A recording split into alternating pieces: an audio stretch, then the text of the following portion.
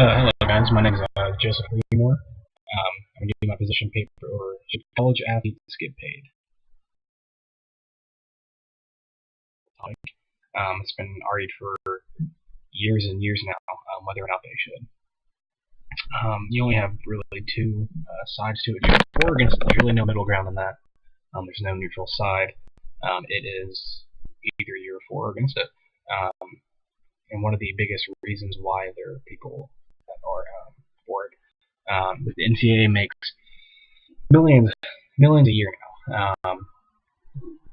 As I'll talk about later, their TV agreement or TV deal they recently signed back in 2011. Athletes are being left out. With all the money that goes around involving NCAA athletics now, athletes are being left out and not being paid, while everyone else around the area is getting paid for it. The reasons against it, a lot of people ask, well, aren't they being paid already? You have scholarships, which yes pays for school expenses, but doesn't give much wiggle room after. You're paying for books, classes, tuition, stuff of that nature, but there's really not a whole lot of room for groceries, food, living expenses, stuff of that nature. That tends to get left out of a lot of people's opinion just because they're basing it so much on going to school for free for the most part and get an education paid for while being able to play for a college in whatever respective sport they chose to, which not many people get to say they get to do. Yes, they do get stipends now, and I'll talk about that a little bit more later on in the presentation, but those stipends they get doesn't really cover a whole lot, once again, outside of living expenses, which, costs for rent, bills, things of that nature.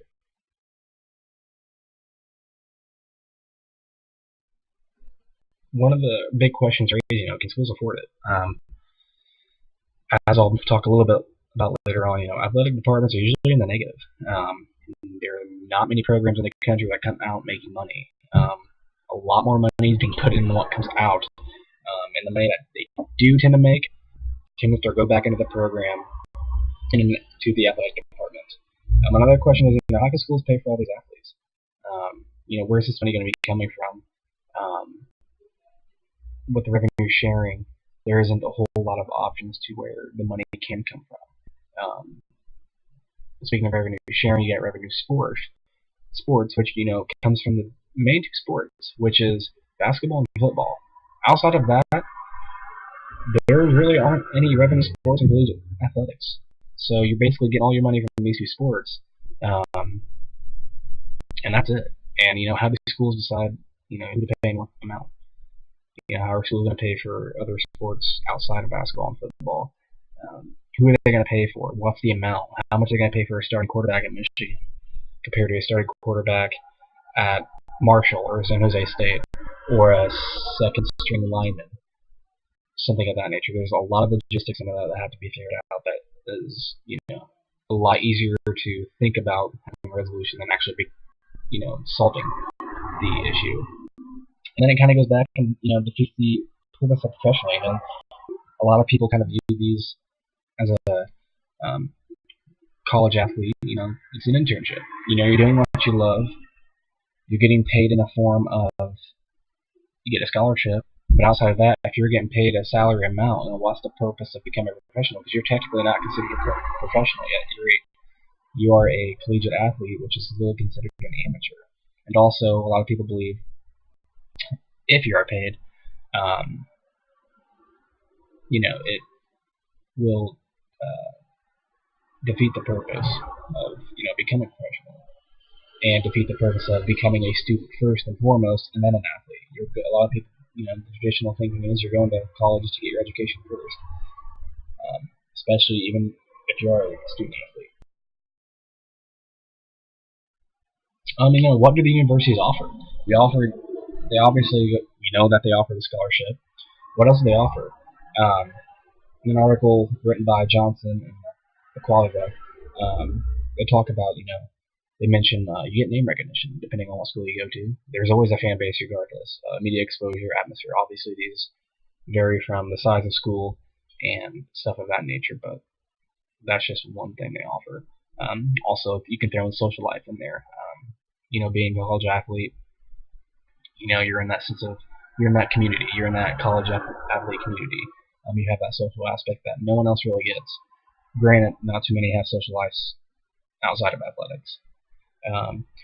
And the money that is made, that is generated from the revenue sports, as we talked about, being basketball or football, generally goes back into the program. That's about it. There's really no spreading the wealth. And if the universities were to pay these mid-major schools, you wouldn't have any Cinderella runs because athletes would not be going there because of the payment. When I say this, think of George Mason in basketball, or Butler in basketball. They made the Final Four back-to-back years, or heck of this year, Western Michigan, doing as well as they have. And for that, a lot of people realize that that the college athletes know the deal when they head into it. They know what they're getting into when they sign that letter of intent to play whatever university they choose to play for. So they know that the stuff coming in, there's all this fine print that they'll talk about with their recruiter and stuff of that nature, but they know ahead of time what they're getting into, and a lot of them really don't mind it when they're signing a letter, because they're just so excited to be going to school and playing for whatever school it is. They're just excited about it, and they don't mind it until later on in life. They like to bring up the issue. We're now in an age of entitlement. A lot of people think they deserve to get stuff, even though they either didn't work for it or it's just not fair. It's really easy to see that if you go exploring on the internet a little bit. You read a bunch of stories and stuff of that nature. People are feeling like they're entitled to everything nowadays. Participation trophies and youth sports, stuff of that nature. So that also kind of plays a bit of a factor into this issue, but nothing too major. But there is that sense of they need everything they can get while they're at school. For compensation, athletic scholarship, as we stated, doesn't cover all the expenses with food, clothes, spending money. I talked about that earlier. But the thing with the athletes is, they don't get to work. They don't have a whole lot of free time. A lot of other students that aren't on athletic scholarships or college athletes, they get to work in their free time when they can. Granted, it might not be a lot, but they still have that job opportunity. College athletes really don't get that unless possibly in the summer, and that's possibly, even if they do, it's not very long. There's no social life we talked about. They do have that the college athlete community. That's a tight-knit group. They form friends there, but outside of that, there's really not a whole lot. They don't get to go out a whole lot. They don't get to experience the normal side, as non-athletes consider the normal side of your college experience, but they do get that. We don't get to experience with college life. And back in 2014, Northwestern players, specifically by the quarterback at the time, Kane Coulter, led a formation to form a student union. Kane was also quoted as saying, people think it's just about the money. When it's not, we're asking for a seat at the table to have voice heard. This was covered on ESPN and a wide range of sport networks. Anytime you turn on, you probably hear about it back then. I remember hearing it a lot. With wanting to get paid, goals of the union were also to minimize brain trauma risk. They want to increase graduation rates, raise scholarship amounts, and players stuck with medical expenses, they wanted to take that out because they still have to pay for that. And that was a big factor while trying to form this student union. They just wanted to try to get something going to make college athletes' voices be heard. But if you were not reading into the fine print of all that stuff, the media made it seem like they were just wanting to get paid. And that's all it came down to. With the compensation they receive now, along with the scholarship, the stipends they get nowadays range from $1,500 to $6,000, which range from university, depends on the university size, and stuff of that nature. So obviously someone at East Tennessee State University is not going to be getting the same type of stipend as they are at Tennessee University or North Carolina or Duke or somewhere of that nature. So some people may be making a little bit more, but other than that, really depending on school size, and that's not fair. but at the same time, that's how it is sometimes. These stipends do cost the universities. Overall, in terms, it is not a lot, but it does cost the universities because, once again, the stipends are coming from that revenue generating with the revenue sports and basketball and football. But outside of that, they're relying on institutional support. And now it's considered a full-time job for student athletes. They wake up at 5 a.m., training, practice, whatever it may be, class, practice again, or study for game film, study hall, and then back to homework again. And that's not counting a day or two before a big game or something along those lines. We're studying game film and working on game plans for their upcoming opponents. And the NCAA signed a $10.8 billion TV deal in 2011, as I mentioned, I believe, on the first or second side. So they are making a lot of money.